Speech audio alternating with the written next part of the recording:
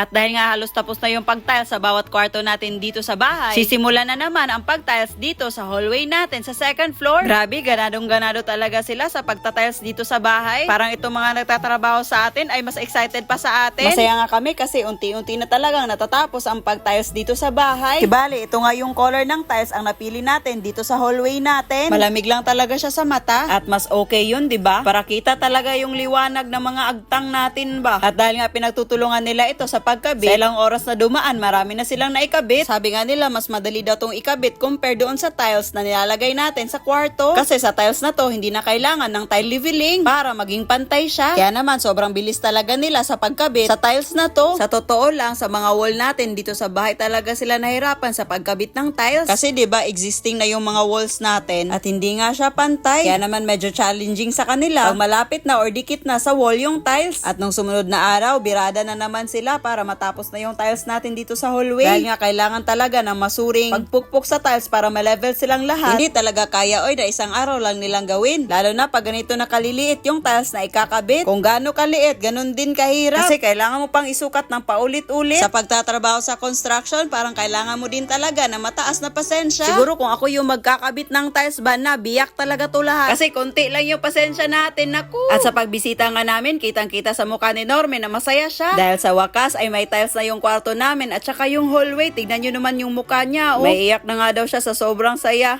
Plastic.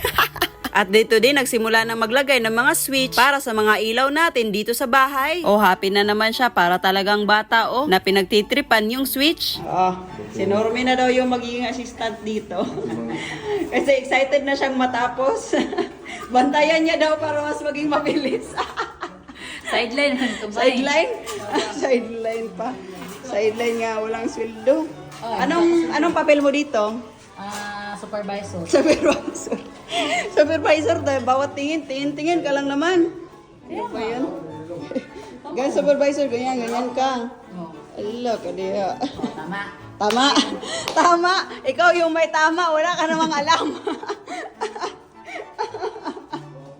Almost finished na talaga ang pagtatiles dito sa hallway natin. Huy, ikaw na nanonood, dagasan ka nga. Kasi sa mga susunod na video natin, magsha-shoutout tayo.